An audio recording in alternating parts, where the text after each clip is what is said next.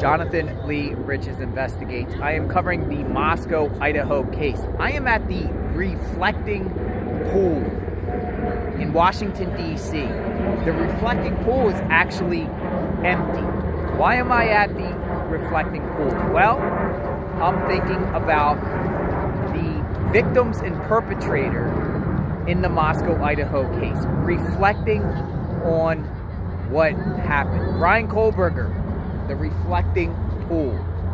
Wonder what he's reflecting right now when he is sitting in his jail cell alone, reflecting on the bad choices that he made, or is he reflecting being proud of what he did? He got caught reflecting. This pool's actually, it's beautiful here in Washington, D.C., normally with this reflecting water, but it looks like they're doing renovations. That is the Washington Monument behind me. And then right here is the Lincoln Memorial. Abe Lincoln is in there. Abe Lincoln would be appalled at what Bryan Kohberger did. Let's talk about the victims. Are they reflecting on what happened? Dylan Mortensen. Is she reflecting on wishing she was never in that Moscow home because her name is in the spotlight right now? And I'm sure she doesn't want her name right now out there. She seems low-key. Is she reflecting? What about the Gonzalez family? The Chapin family? Madison Mogen's family? Xana's family? Are they reflecting? Are they reflecting and asking themselves, do they wish their daughters and Ethan Chapin, their son, didn't go to that Moscow home that day? I'm sure they are. And I'm reflecting about this case because a lot of speculation that I made at the beginning stages of this Moscow case. I was speculating names, reflecting whether I should have done that or not. It is empty. This is empty.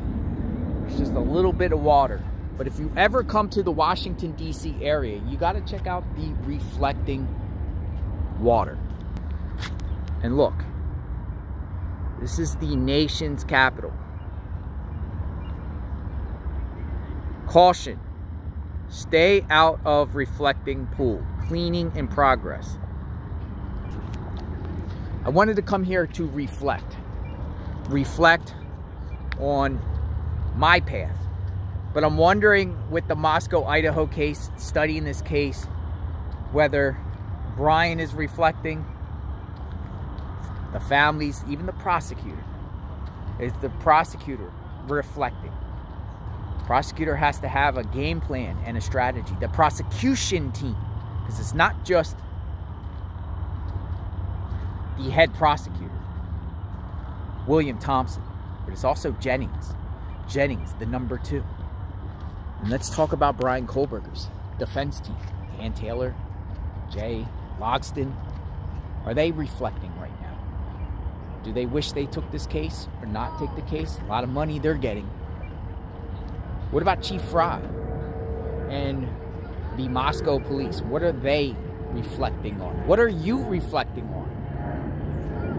What are you reflecting on when it comes to the Moscow, Idaho case? I am enjoying beautiful Washington, D.C. beginning of March. It actually feels really, really good out here. So I'm reflecting on the beautiful weather, the beautiful history of Washington, D.C. Abe Lincoln is in there. Let's see if we can zoom in. Oh, look. We can see Abe. We can see Abe Lincoln. There he is. Abe Lincoln is sitting there, probably reflecting. I cover true crime and travel. Subscribe to my channel, like, hit the notification button. What are you reflecting on? What's your thoughts on the Moscow, Idaho case? Have you ever been to the reflecting pool? I wish the water was here. It was kind of a bummer, because this is beautiful out here. You should come out here whenever you go to DC. Check out the sites. I love the sites in DC. So we'll talk soon. Everyone be safe. God bless. Justice for the victims and their families. Reflecting.